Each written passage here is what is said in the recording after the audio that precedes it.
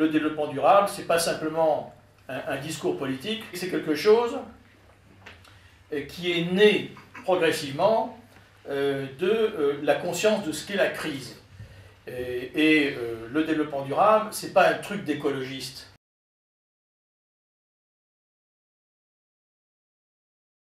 Un grand ministère du développement durable, c'est bien à condition que ça soit un pas. Un pas vers quoi? Ce que vous décrivez, ce que décrit Jean-Louis Borloo, ce que décrit le programme du Parti radical, c'est quoi? C'est les vraies attributions d'un vrai Premier ministre. Voilà.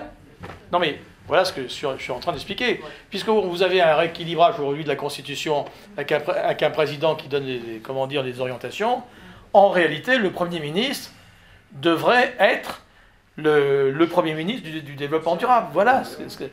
Voilà. Alors maintenant, dans les institutions, il faut aussi une chambre qui représente, il y a la Chambre des députés, qui est forcément gouvernée en grande partie par le court terme, parce que c'était élu dans des circonscriptions. On se posait la question de savoir quelle pouvait être la grande chambre élue ou représentative qui représenterait le magistère du développement durable. Bon, alors vous savez que ça aurait pu être le Sénat. Le Sénat représentant les territoires, c'était assez naturel. J'étais assez partisan de cette solution. Mais alors à ce moment-là, ça fait double jeu avec le Conseil économique qu'on a rendu environnemental en créant, etc. Bon. Je ne suis pas hostile au grand ministère du développement durable. Je dis c'est un pas. Hulot voyait ça comme une finalité. Jean-Louis Borloo le voit comme un moyen d'aller vers une nouvelle gouvernance, et je pense que c'est lui qui a raison.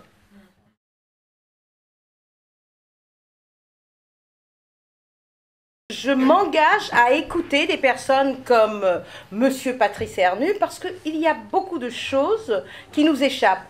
Je me suis enrichie de cette conversation, je pense comme tout le monde. J'ai appris pas mal de choses.